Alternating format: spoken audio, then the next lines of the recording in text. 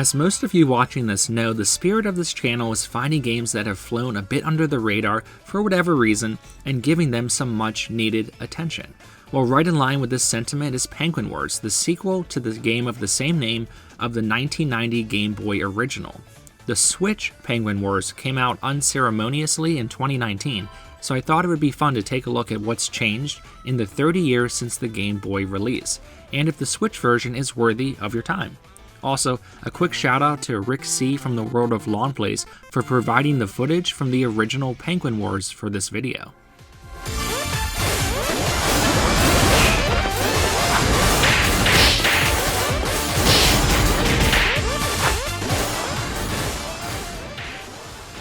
So I've also been on a bit of an arcade gaming kick since the release of Windjammers 2, and I was surprised to stumble upon this game, Penguin Wars.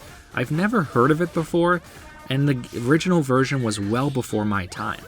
But I did learn that the Game Boy Penguin Wars is actually based on an even older arcade version of the game that came out in 1985. There was a Japanese mobile port in the 2000s, but that is basically everything that's ever existed under the Penguin Wars namesake. Well, until this Switch sequel came out in 2019 by Dispatch Games.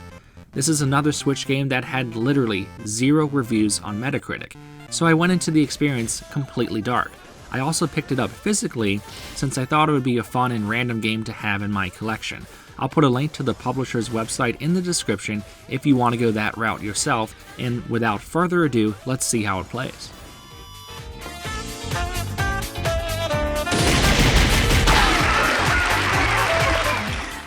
So the basic gameplay stemming from the original Penguin Wars is here and involves 2 to 4 players, or animals to be more accurate, on opposite ends of the court, rolling dodgeballs of sorts at one another. The basic goal is to get all or as many of the balls to the other side before time expires, or to hit your opponent directly until they get knocked out. The premise is simple, and the games are very quick, which makes it easy to pick up, but particularly in the Switch version, the game evolves a good bit from there. There are over 30 variations to the base game, including having to contend with obstacles on the courses like reflectors, or special dodgeballs like bombs. Each character has an offensive and defensive power-up, much like in Mario Tennis, that when timed right can really save yourself from defeat, and gives the game kind of a fighting mechanic to it as well. The resulting gameplay in general is a wonderful, frenetic experience, although it does suffer from being repetitive even for an arcade title. Side note, this is also very reminiscent personally to me of a video game version of Crossfire, if anyone remembers that toy from their childhood. Crossfire, you gotta win it in the bonfire. Crossfire, you gotta win it in the bonfire. Crossfire. There are several main modes right out the gate in Penguin Wars. There are 2 versus modes for up to 4 players, both locally and online, where you can customize the rules to your liking, kind of like how local multiplayer works in the Bomberman games. There's also a single-player endless mode, which has you taking on random computer players for as long as you possibly can, something that actually can be pretty addicting. Most importantly though, and where the bulk of your time will be, is in story mode. Story mode starts you with Riley the Penguin going on a bus tour to complete challenges against computer opponents. Once you build up enough wins, you will take on a boss, which allows you to recruit more characters to your team. Along the way, you will also be increasing your stats like speed and power, which will help you take on more difficult foes. This is where you'll unlock cosmetic bonuses as well.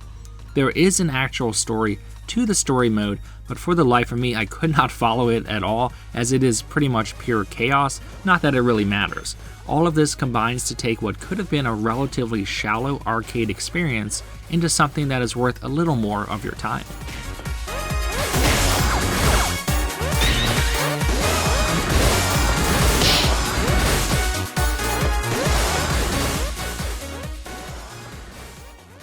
If there's one thing that Penguin Wars really gets right, it's that it's an extremely fun time, especially for anyone that enjoys pick up and play arcade experiences, kind of like what I mentioned before with Windjammers. There is a learning curve to the gameplay like anything else, but it's super easy to catch on to. It technically performs well despite some extremely long loading times, and I think the developers overall did a great job bringing the series to a new set of gamers on modern consoles. On the surface, it may look like some kind of weird kids bargain bin game, but in reality it is a fun arcade experience with a decent amount of features that can be enjoyed by almost anyone, even if the gameplay itself will get repetitive in the end. Definitely pick it up if you enjoy arcade games, particularly if you also enjoy unusual and lesser known games for the Switch. Thanks for watching, everyone.